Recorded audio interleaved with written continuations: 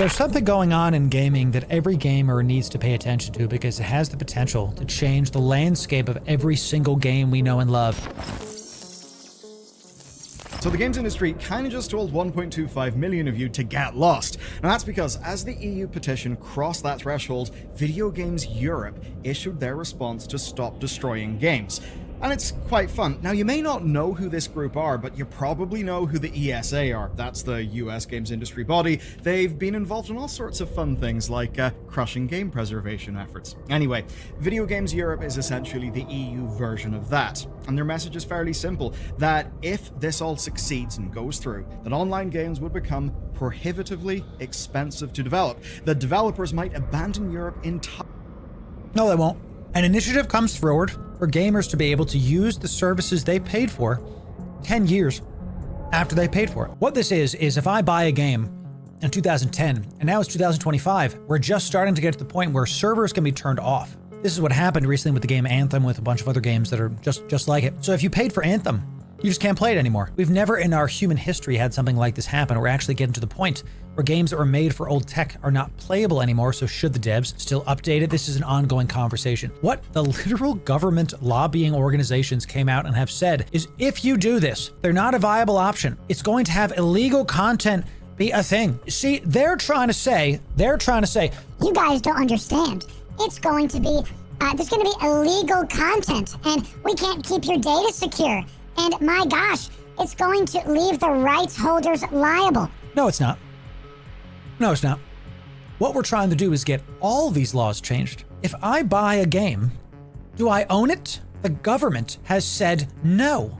The laws and the developers have said no. This is a strange thing. So is it a service or is it a product? This is the whole crux of this issue. This is what we're trying to get answered. Here's the best part about this. Because these lobbying groups have made a statement, they know and they're afraid because the way things have been has been the way things have been for many decades now. Now consumers are saying, do this thing that's going to cost you money that's better for us.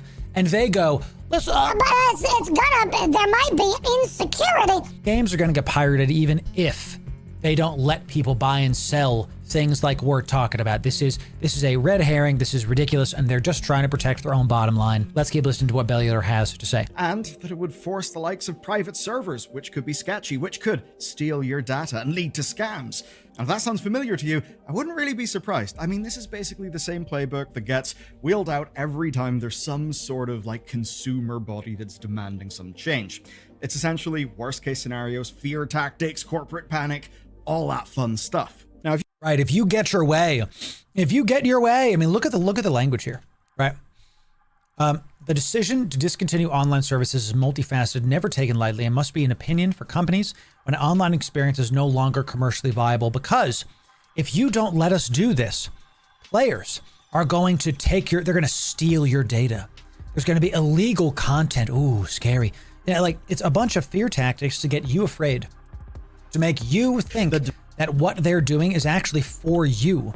They're literally walking up to you, slapping you in the face, saying, you're not allowed to play this anymore. This is for your own good. The money you spent, gone. The time you spent, gone.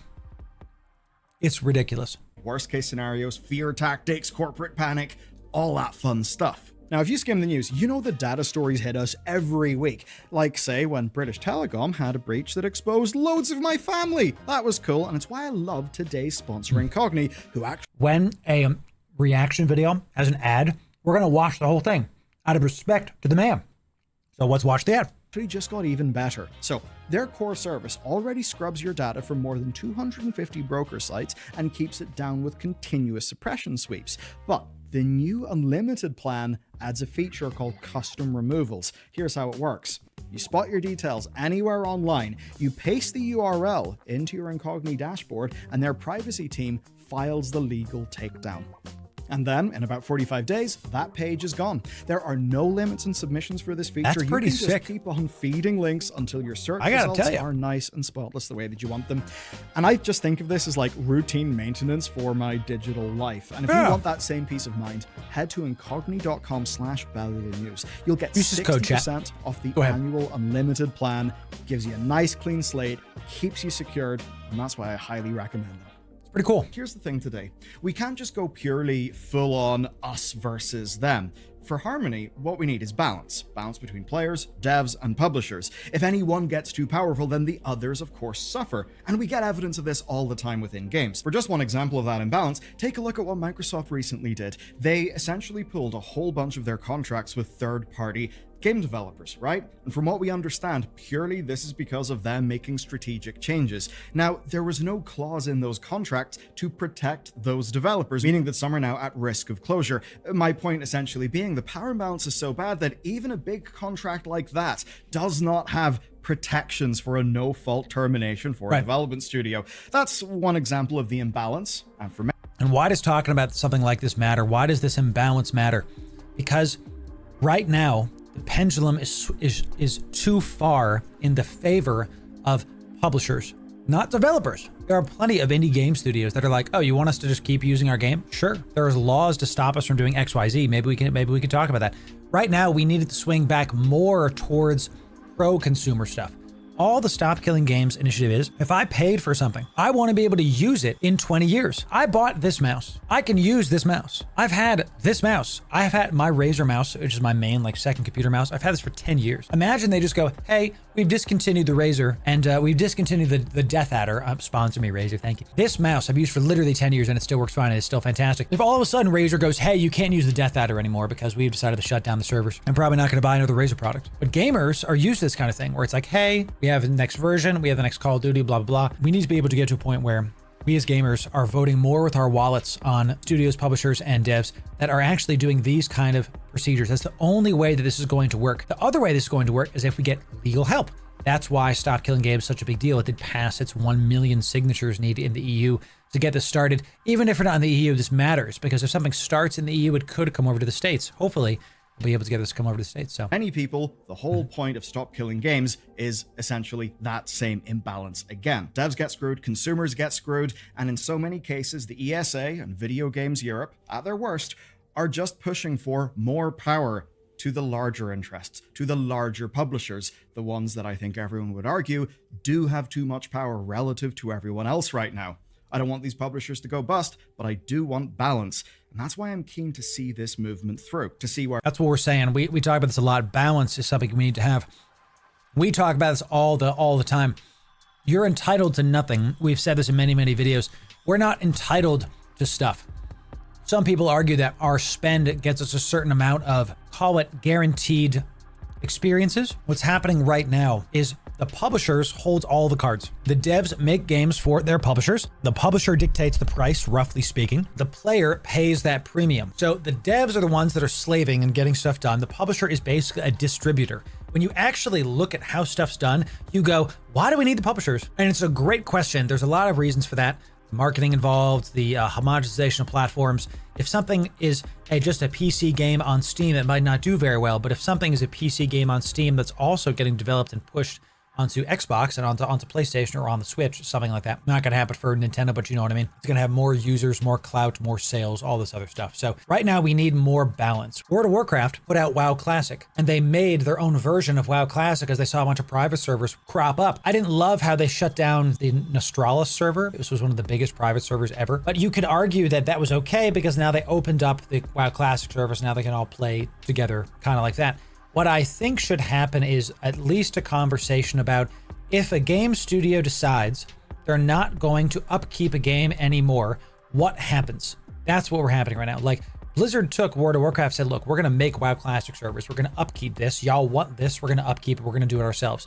Great. We don't have to have any conversation about World of Warcraft ever again. What about Heroes of the Storm? What about their defunct esports League of Legends clone? That was honestly not terrible. That everybody that played it enjoyed enough.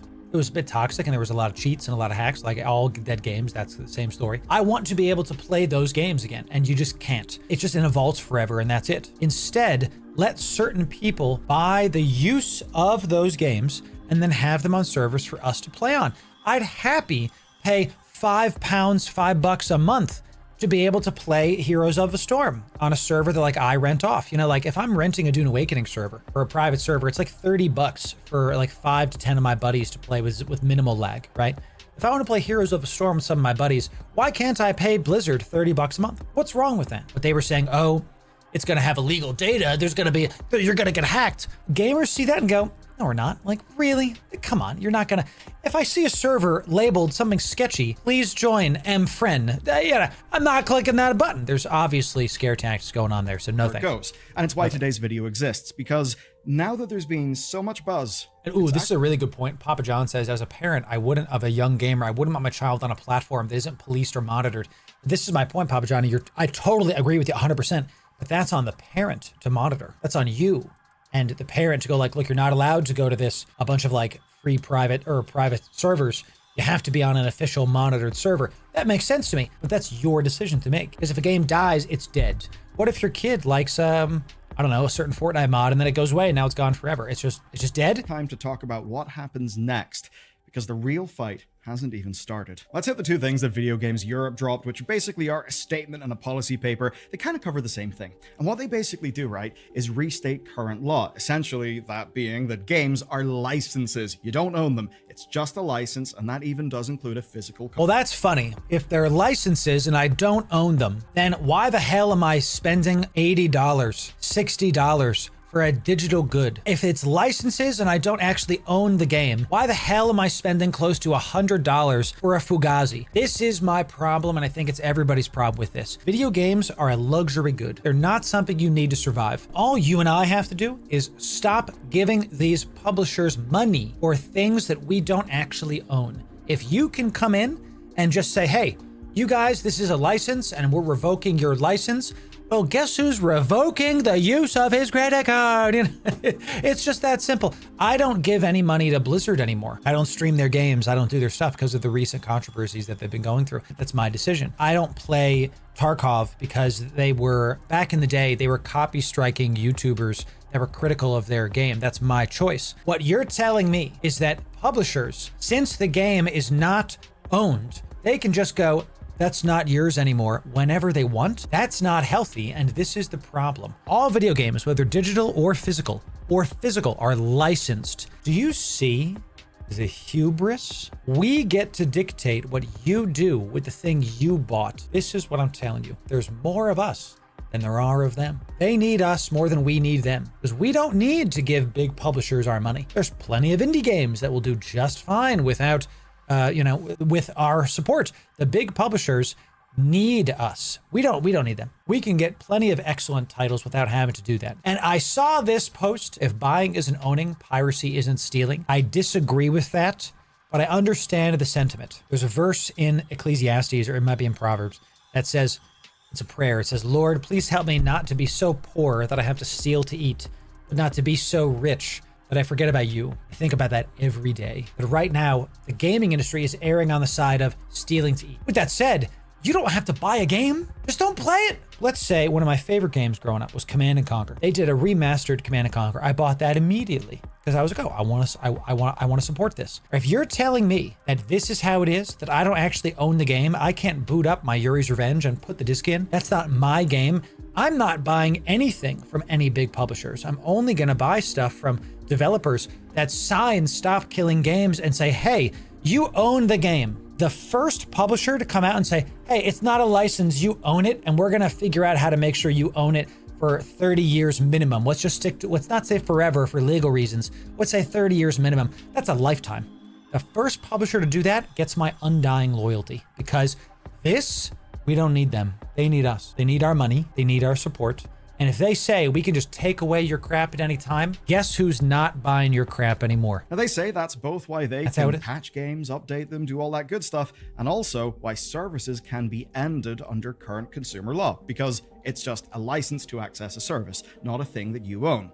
Now, their core argument about why changing that would be really bad is essentially cost. Basically, they're saying the compliance with the sorts of rules that I guess a maximalist interpretation of stop killing games would want. This is another lie, though. So since I've been a marketer for 10 years, more than 10 years, the better part of 10 years, you know, I cut through the marketing speak. Raise the cost risks the development of such games. No, it doesn't. Hey guys, after 10 years, after let's call it 5 years, the game isn't doing as well as we wanted, but there's a dedicated couple hundred of you that are playing our game every day. We partnered with this server space. It's $50 a month to rent a server. We're not going to manage the server. They do. You have to, it's a little bit more expensive than we would like, but we have no hands on this. The code is up there. Just go rent the server and we'll upkeep it every 6 months to fix some bugs. That's it. This is a fear tactic used to try to make you go, well, there's costs involved. How about I don't buy your game if I don't own the thing I'm buying? Are there costs involved with that? Yes, there are. Come on. That would make making online games prohibitively expensive. Ridiculous. Which would essentially mean less of those get made. They say it would curtail dev choice, right, in terms of genre type of game, and maybe even cause some devs to choose to avoid Europe entirely. Because they'd essentially have to work out, do we go into Europe and then take all of these other hits in every other market? This is basically saying they may not do that, and if you're in Europe, you won't get a bunch of games. But of course, they also warn about the private servers, basically saying that bad actors can exploit them to steal your data and to harm company. Look, remove illegal content. They can take your data. Is this untrue? Not necessarily, but this is a hyperbolic showcase of what could happen. We're not talking about a person hosting a private server and phishing your bank information. We're talking about a group of guys going, you know what? I want to play this game I paid for and I can't anymore. I'm going to go rent a server for $50 a month with one of my buddies. My best friend and I are playing Valheim right now, and we rent a server and we play like once a month. And is it a waste of money? It's like $20 a month. No, because I get to play with my best friend for a couple hours a month and it's just a great time. Imagine if every game was accessible like that. Amazing, crazy. So, oh, dude, when I get bald, I'm going to wear wigs and everything as the hair keeps receding. Think of my receding hairline as a power level that keeps going up, because the more hair I lose, the more powerful I become. Perhaps all of that stuff. So to hyper TLDR their view, either companies half go bankrupt trying to comply, or they just skip out Europe entirely, and we just end up with a bunch of scammer-run servers. Spooky stuff. And again, it's all sorts of things that we've heard before of worst case interpretations of what this initiative could demand. And that's exactly the point of this video. Yes. That Video Games Europe is talking this way is no big conspiracy. It really shouldn't be surprising, because they're a group that exists to prevent worst case scenarios. That's why they're outlining a whole bunch of worst case scenarios. Now, their board has got EA people, it's got Ubisoft people. There you go. Roblox, Epic Games, EA, Nintendo, Microsoft, Ubisoft. They're lobbying Warner Bros. The chair is WB Games. I don't see a single small name on there. Even Take-Two isn't small. Sony. Because this is going to harm the process that affects their bottom line, they're going to rail against this. But we don't need them. They need us. They need gamers to buy their products. And if it's not owning it, for my entire life, if I bought a game, the phraseology was, I'm going to GameStop to buy the new game. I didn't say, I'm going to GameStop to rent the license for the next 3 years. Hey, are you guys ready for the release of the new game? Not the beginning of my license of playing the game. The verbiage for decades has been buy, own, not license. And now they're clarifying it legally. This is something to pay attention to, because it's going to affect gaming over the world. And honestly, capital G, who owns digital IP at what time frame is a worldwide issue, not just affecting games. The literal world government, the Illuminati people, are actually paying attention to this. But they also do represent every European developer through the various different trade associations that exist. And they do speak to a few wider concerns, things like the EU meddling in product priorities for eco-design, or whether esports should even be recognized as a sport, right? All of that stuff where basically they don't really want the EU to weigh in, because change that they can't control that much is obviously scary. So to them, every single one of these is like a propaganda piece. Every single one of these is meant to make you a little bit afraid and make you a little bit concerned. Every single one of these titles, just I'm looking at this like all about video games, European key facts. Who reads this? Parents of kids. Parents that their kids are starting to play stuff, and I guarantee you all of this is going to be more fear-mongering about what it is, what it isn't. In-game spending by children and parent supervision. How about don't let them know your Credit card. Really? Is that hard? It's just one of those things like why I say gaming is a luxury good. We have to start from a premise of understanding of what games are. Games aren't food. They're not water. It's not air. You don't need it to survive. It is a thing you do to relax, or supposedly a thing you do to enjoy your time. It is not a mandatory need. Now that we have that premise on the books, the next phase is, at what point is the developer responsible for upkeeping something you bought 10 years ago? And if our answer is, I bought it, you said I bought it, then they should do something about it. The first big publisher to say, hey, we're going to go through our entire catalog and we're going to make it so that you guys and gals can go rent private servers for you to play whatever you want. They will win in all of our minds. Guess who's getting my money? Whoever does that. Status quo is absolutely better. And they'll probably be more spooked about this because they can just look at how effective the EU have been against Apple and against Google. But of course, with the petition hitting its threshold in the EU, they kind of had to respond. Yep. And of course now, in the UK, that petition has also went past its threshold. Nice. That means it's time to talk about the UK and the EU, what it all means for you. We'll hit the UK first. So the UK petition is actually further along than the EU's one, where it's actually got a government response twice. Now, we had a general election a little while ago that did interrupt the first campaign, but we did get this initial response. It was clear, but definitely unhelpful, where it essentially said, there are no plans to amend the UK consumer law on disabling video games. Those selling games must comply with existing requirements in consumer law, and we will continue to monitor this issue. You know what's going to happen? If we got 1 million people to sign something and nothing happens, we don't have to give them our money. And the people in the UK can vote in others to mess with this. What I'm trying to tell you, look at this like Stonewall response. The government and these big companies want you to think you're small. Oh man, have you seen A Bug's Life? You can't let one ant stand up because then they'll all stand up. And that's what we have to do. Vote with your wallet. If you see a gaming company not doing things you like, stop giving them money. I don't care if you love the game. I love World of Warcraft. I grew up in Azeroth. I don't give them any money. I don't stream it. I don't make content on it. I'm not doing it. We can do better. They don't get to dictate to us. The government is supposed to be our servants. These people in the USA too act like they're freaking rock stars. They're supposed to be public servants. They're supposed to do what we tell them to do within reason. And this, hey, even though 1 million of you signed, we're just going to do whatever the hell we want.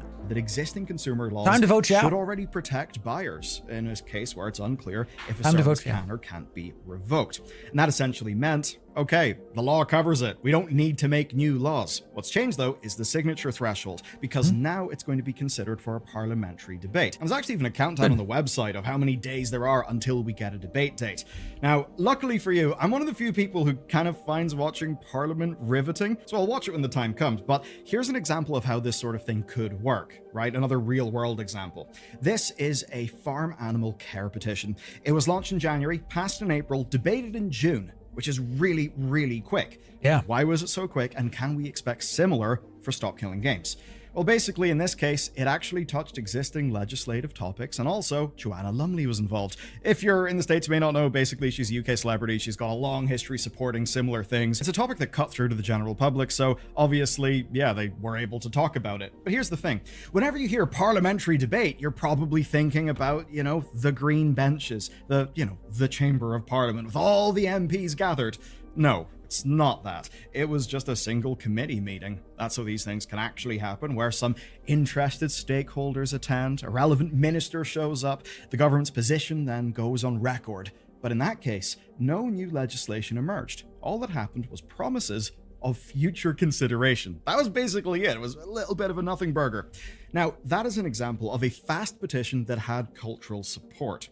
Now, currently, 11 petitions await debate. One of them has been waiting for 115 days. Oof. You might be wondering why. That's basically things like research, maybe a dash of a yes minister to slow it all down, but basically civil servants compiling reports on the petition, the stakeholders, industry context. That all takes time, but further... One of the ways that people in power the last 10 years I've noticed try to make you, the individual, feel small is by letting the red tape play itself out, letting time be... it's letting time be their ally. But again, it's not. It's ours. More time goes on, we're not going to forget this kind of stuff. I want to be able to have a conversation about the goods you said I owned. until 2 years ago. Now you can just take it away from me at any time. I don't want to give any of these guys more money. You know, like, why would I pay? Let me put it to you this way. People talk about the death of live service games. That's not going to happen, because as long as I pay for EVE Online, I'm playing the game and they can keep updating it. Why would I play another game from Ubisoft? Why would I buy a single player game from Ubisoft if I beat it and then in 5 years I can't play it again because they removed the server? Now, we talk about this a lot. You watch our last video, we talk about this a ton. The conversation, I think, also has to be around how much is an average person going to get out of said game? Because if Ghost of Tsushima is a $30 campaign for $60, and if you play the whole game, it's really like 100 hours on average, whatever, that's plenty for the dollar value, right? EVE Online, I and my friends that play it, we play, oh gosh, do I even want to know what my /played is in WoW? It's a similar thing to EVE. If I play EVE 4 hours every other day, and I spend $15 a month on the Omega, that's well worth the cost investment, because I'm playing with my people, doing all this stuff, and I play EVE light comparatively to other people because I'm too busy making content, So on both sides, you have the companies and the publishers saying, you're gonna literally get cancer if this happens, and they'll steal your mom's credit card. And on the other side, you have I pay for this game. Both are ridiculous and screaming and stupid. Okay. We have to bring it down, and I'm glad it's taken this time. That's why we're going to keep covering this, y'all, so we can see what's up. Debates can be deflected. As an example, if a related topic comes up first, then the petition can get referred to that record. That could lead to a delay, but I know what will, and that is Parliament entering recess through July. And that basically means we won't hear anything solid until autumn at the earliest, which in a way may be a good thing. You see, the EU has got stricter timelines, and if the EU happens to go faster than their timelines, then we may get more information before the UK stuff goes down, and that could then inform the UK's approach. Okay, look, I can't be Margot Robbie in a bathtub, but we do have to explain this, so just gonna have to do it the old-fashioned way. So here's how a European citizens initiative, which is what Stop Destroying Games is, can actually work. So, when signature collection ends, the Stop Killing Games movement will have 3 months to send responses to the relevant national authorities. Those bodies then get 3 months to verify the signatures, basically confirming totals for all the different regions. Thrilling stuff. Then, after that happens, Stop Killing Games has got 3 months to send everything over to the EU. And then 9 months. If, after all of that, it still has over 1 million verified signatures, well, then the real work begins. And adding all that up, it means that in the worst case, it will be 9 months until the EU basically has everything, though it could be faster. Which, fine, it's actually a good thing that laws take so long. One of the reasons why there's a big misconception about what America is in the global politics, and we're not a political channel, but I do have to bring this up. America is not a democracy. We're a republic. We elect people to vote on behalf of their constituents. It is not a majority rules. We have steps involved and checks and balances to try to make sure that stuff doesn't just get passed because there's a cultural zeitgeist that says this is the right thing now, thank you very much. Because zeitgeists change, people change, cultures change. We don't want everything to all of a sudden go bad because a generation says so, whatever. So I'm glad this is taking some time. We just have to make sure that when we're talking about this, we're realistic about what actually is instead of what's being told to you. We elect people to serve our community. The gamers of Europe have 1 million signatures saying, hey, we paid for a game. You guys said it was a buy. Now you're coming back and say it's a license. We at least want clarification on what's what and have these laws changed. Because when you see people go well, right now there's no laws that are being broken. Time to change the laws. Chan, if I tell you, okay, hey, you're watching my stream and I give you a mug, because you know that we have our merch on our Patreon. And I tell you for 10 years, it's actually, you're buying a mug. On year 11, I go, actually, it was a license, just to clarify, it was a license to own the mug. You need to send me back the mugs. You can't drink any more coffee. You'd be pissed. You'd be like, I paid for this. It's not about what it is. It's about how it was sold and the marketing involved. I didn't go to GameStop to rent a game. I went to GameStop to buy a game. I don't say I'm renting a banana. I buy a banana and I eat the banana and then it becomes something else. So what I'm trying to tell you is this is important because it's going to affect everybody. We're going to keep covering this. I'm going to keep making videos on it because the more videos I make, the more noise we can get out. Chad, if you're in the EU, I want you to follow this. I want you to sign this. Don't let their grandiose speak and their memos and their suits and ties fool you. They work for you and I. Now, within 1 month of them having everything, they will then invite organizers to outline concerns. Within 3 months, there'll be a public hearing, and during the wait, there'll be loads of research, loads of stakeholder consultation, and all that fun stuff. And from there, there's a few ways it could go. So initially, it would stay with the commission, but what's actually possible is a full MEP chamber debate. That's possible, perhaps not likely here, but it could happen. Right. Could Anyway, happen. within 6 months, a formal response arrives, and that response explains any actions, rationale, and it gives a timeline. Though there is a bit of a backstop rule where if it's up to 15 months after the thing passed, then a response is guaranteed. But what's not guaranteed is change. So this is where the commission actually has got loads of options. If they're happy with things as they are, they can simply do nothing, and that will be it. The whole movement kind of fails to achieve its goals. Sure. But if they do agree that there's a problem and think that they can fix it by reinterpreting existing law, it might not change anything, but if it doesn't change anything, you just try again. This is not going to stop. This is the first time in human history we have digital goods that are expiring. Think about that.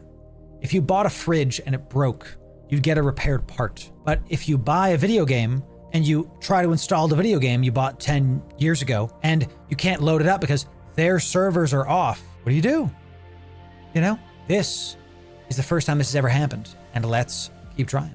so essentially giving new guidelines on that law, then they can do that. And we've even got a recent example of this working for video games. Remember the whole story in the EU with premium currency displays? That was actually one of these things. And it's kind of a wild story. It's essentially a big legal win for all of us. And it's all thanks to a Swedish horse girl game getting really fucking greedy and getting called out for it. Heard about this. That can happen. Or of course, there's the other option. Some backstory there. There was a game for kids that was you had horses and you could buy horse skins, and there were like egregious microtransactions going on because it was a game for children marketed for kids that had like $50, whatever the heck, however many pounds it is, skins for kids. And it was like egregious monetization. Like the game was not a game, it was a store meant to take the adults' money. So this was a recent law change in the EU. They can change these. They can mess with this. They can change the other thing. Nothing. It's all people. They try to make it sound like it's like, well, the law can't be changed. The laws are written by individuals, by people. It's by definition can be changed. Don't let them. These big corporation heads, these big government heads, like to use language to make you feel small. But enough of us together, there's more of us than them, champ. And greedy and getting called out for it. So that can happen. Or of course, there's the other option of just proposing new legislation. And that's where things would get even more complex. Of course, new legislation means new research is needed. Sure. And that means public consultations, impact assessments, very, very fun stuff. Please live stream that. Votes from the EU Parliament and Can you imagine? Representative from Nintendo coming in going, it will increase our costs. We might not be able to develop new Mario games, and Samus Aran will be mad at us, and we can't do it. and then you have like the Stop Killing Games guys coming in and go, It's not gonna stop you making new Mario games, just the existing games you have, let us play them after. You say you don't want to spend money on upkeeping the servers, then make the code available for people to upkeep it themselves. Let us do it. Yeah, like, give us a license to be able to make private servers. You can make money that way. I can tell you, this stuff just, why I hate this, it reeks of greed. It reeks of, I don't want to deal with it. It's this new thing. I don't really care. It's one of the reasons why I'm actually really hopeful about Frontier, because CCP Games devs have said from the start that they want eFrontier to outlast their company. They're literally going to make the code in such a way, open source, available for everybody to make and use, so that the game itself is going to outlive the company. That kind of forward thinking is very exciting. And well, we're gonna report on that too. We'll see. There's a lot going on there too. We will talk about it. And that is, of course, when Video Games Europe would absolutely be stepping up any of their lobbying efforts. Yep. But regardless, in both the cases of the UK and the EU, getting a decision will take time. And even after a decision comes... And you're right, Emmanuel. Private servers can be complicated. It's not about what's complicated or not. The issue, that's a really good point. The issue is not about what's complicated. The issue is about what's best for consumers. And we as a culture, as like a global economy, have gotten away from this thinking of the consumer is right. The consumer is going to be the one to dictate stuff. The companies are used to like putting stuff over on you and like, I was going to play that game Mecha Break. It's free to, it's that Gundam game. I saw it has a bunch of waifus. I'm not really into waifu stuff. I'm like, all right, well, it has Gundam stuff. I looked at it. The monetization's nuts. It's free to play, but like one skin is like $50, oh God, I'm like, I'm out, dude. I'm out with this. That is not Craziness. actually the end. Okay, so one of the big goals of this video is basically explaining to you I'm not how playing this anymore. kind of thing actually works so we can all understand it. So Yes. to do that, we took a look at the other EU petitions, and of the 119, 10 of them passed. And examining them, one thing is abundantly clear. Got it. These things do not move quickly. So here's the working example we're going to go through. It's the End the Cage Age petition. It passed late 2019, but it wasn't answered until mid-2021. Obviously, it's a different story. You know, games are not exactly farmed in cages, but it's a useful example because the whole Stop Destroying Games petition is the same sort of thing as this. It's a great question from Scotty. If you manufacture something and then a couple years later you manufacture what you believe to be an upgraded version, should it be required to turn over the intellectual property to consumers? This needs to be in the conversation, Scotty, because I don't know. Like World of Warcraft is again a prime example. They have WoW Classic and they just keep doing like different seasons of different updates. But like, what if I only like Legion? What if I don't care about? What if I like a specific patch of Legion? This is where the conversation right now is zero consumer input. The devs get full force. I'd like some consumer input and some ability. Like what I don't want this to become is like every company needs to make every patch of their game available for all time. That's ridiculous. It's too much and wouldn't work. It needs to be something that's the pendulum has to swing back towards the center. That would be way too consumer. It wouldn't be sustainable. We have to be able to have the conversation of what's sustainable, where is the middle. That's the point of this. European Citizens Initiative. So the initial response to this actually seemed positive because it outlined plans for a legislative agenda that gave people quite a bit of hope. But of course things would drag it out. You know, research from the European Food Safety Authority, considerations of other legislation in related fields, research and stakeholder needs, and all of the many complex things that I'm sure committees exist to. Oh, totally. Scotty says, to be clear, I mostly agree with the initiative. I just don't think it's as simple as give us the code. I definitely don't think it's that simple either. And if I said that earlier, let me be clear, it's not that simple. The conversation needs to happen about where this needs to go. And Espion says, what if the game ends and then it gets a private server and then the game gets popular again and the developers get the game again? This is exactly what happened with World of Warcraft Classic, like to the letter. Like the Nostralis guys ran the Nostralis, it was World of Warcraft, full their IP. They ran the server, they got sent a cease and desist, and then a year and a half, what was it, 2 years later, WoW Classic came out. Actually what happened. I don't know what should happen is the short answer. We need to have that conversation. This is a first. Never happened before in the history of humanity. Okay. There's a proverb that's the first through the wall gets bit by the snake. And I think what that means is the first person to break into new territory gets negatively impacted in unseen ways. Right. If an IP is fully abandoned, it should be made available to the public. I would love that. Yes.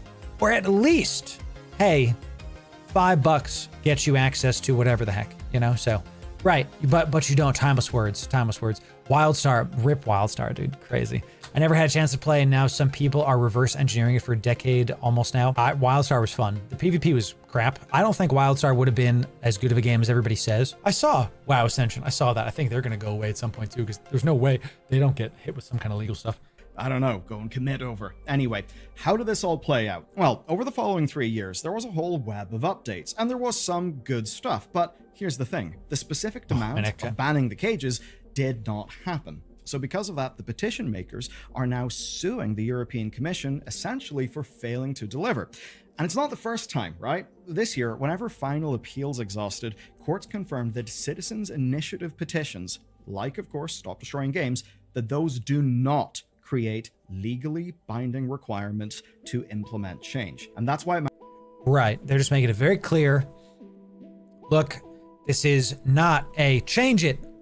This is a we're going to have a conversation, which fine. This is not a we're changing the law. This is it's a conversation. Good. We want to have a conversation instead of these stupid memos getting put out by like Warner Bros executives. So matters for us, even though this does go through. Let's have a conversation. Create some sort of legal requirement for a change to be made. What they haven't done is actually fully deliver on any of the 10. Now, that may seem real bad, real doomer, and bad for the thing that I guess we care about now. But I actually don't think it really is. Because if you think about this overall situation, it does actually make sense.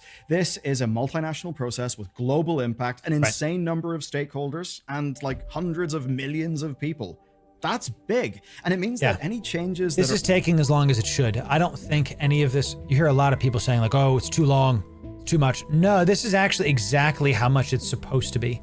Because laws like this will affect global marketplaces. This will unironically change gaming as we know it. Actually, non-hyperbole, it needs to take its time so we can see what happens. Okay, that's what we want to do. Are done too quickly or are done poorly, you know, vague wording, under-regulation, over-regulation, Right. those could have a really bad negative impact. So what we essentially have right now is the maximum negative position of Video Games Europe, which is essentially advocating for no change and the status quo.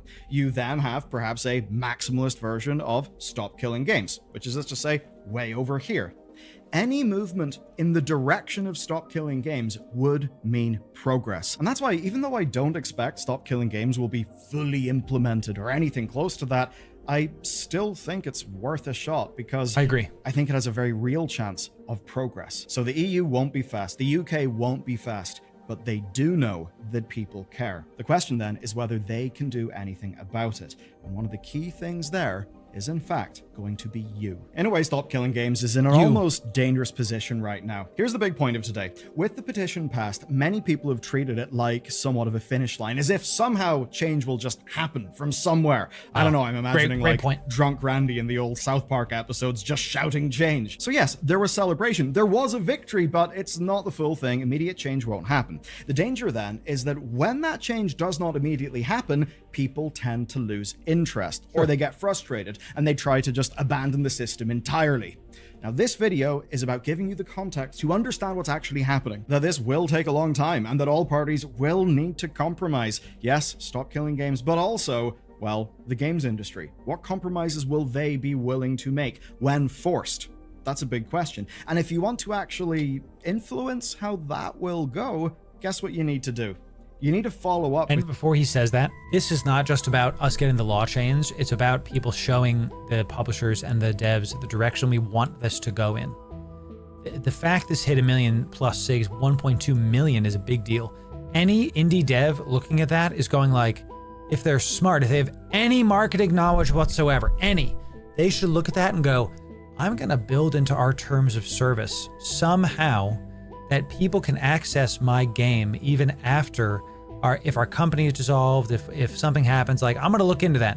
And the first game to do that, I think is going to really set a standard for this. And it might be some small puzzle game, but at least it's something that people can access. The reason why this is such a hot button, strange issue is because it is complicated. If I buy a book, do I own the book? Is it mine?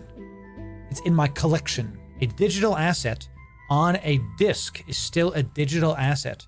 So this back and forth and this complex thing, the publishers and these big companies like to use these complex scenarios to try to confuse you. If you spend money on a thing that was marketed to you as a product to buy, you bought it. You own it. Now for them to come back and say, hey, it's a license. That right there, I'm a marketer. That don't sit well with me. It gives me a bad name. I'm a good marketer. I want you to find stuff you like for cheaper. That's a good marketer. Bad marketers will twist laws and stuff and go, well, it's legal though. Like, if it's legal, guess who's gonna change the laws? Chad, I would love to get enough money that I could like buy some of these IPs and like remake them and make them consumer friendly and like I would love to be able to like own the World of Warcraft IP and like contact the Nostralis guys and go, hey, do you guys want to do what you did again? That would be sick. Maybe one day, chat. Maybe one day my brand will be big enough that I can make change in the macro, because I know I'm making change in the micro by talking to all of your shining face. But maybe one day, maybe. Your MEPs if you're European. If you're a UK citizen, perhaps contact your MPs, because what we see here is actually evidence of your power. If you had no power, Video Games Europe would not have felt the need to respond. Big agree, Scotty. But if you want progress, then what you need to do, what we need to do, is fairly simple. It's to keep the energy up. I would not call it Loru software, no. To give this the fuel that it needs to actually last the journey. Because say 2 years pass and there's some important committee where a thing is going to be decided upon. If we've all forgotten about it and just not given it energy, it will sort of peter out. And while that committee meeting may happen, all the people there will know, it seems the public have really lost interest. So if what you're worried about is Video Games Europe being the only loud voice in that room, well, think about how you can keep the energy, keep the pressure up over the long term. Yes. That's the lesson of today's video. If you want to see how this practically applies to an actual video game, watch this one next. Cool. Good stuff, Bailier. Chat, go sub to Bailier. Go give him a like. Make sure to go give him some support. The main thing he hit on at the end there is one of the most important things, that we live in such a society that goes from hype to hype to hype, you know? And I think these people are counting on you forgetting. I think these people are counting on you stopping. But just because this thing might not pass doesn't mean it's not going to change how you do your buying habits. You saw the developers and the publishers that were at the top there. I need to be assured that if I buy something, it's mine. I don't want to buy a game if it's not mine. We can have a conversation of what that entails. And if they're not willing to have that conversation, if it comes out that like Blizzard is like, I'm against stop killing games, well, I'm not giving any more money to Blizzard. I'm going to tell you not to either, viewers. If Sony comes out and is like, I don't want to give, stop killing games, not good, bad, I'm going to go, hey, guess who I'm not buying games from? Guess who I'm not, guess what PS6 I'm not buying, you know? Because I'm not going to support, as a creator, services and companies that are doing anti-consumer practices. Now, no company is 100% ethical, chat. You know, if I wanted to only use services that are 100% ethical, I would only use my own services, because I can't guarantee other people are doing stuff ethically, you know? So what I am saying is there has to be a line. And I hope this helps you see where that line is. So if you want more gaming news like this, and we're going to keep covering this so that we keep this ball rolling on the Stop Killing Games, that's this playlist right here. And if you want to sub for more game news, and especially space MMO infotainment, that's right here. We'll see you in the next video. Thanks very much.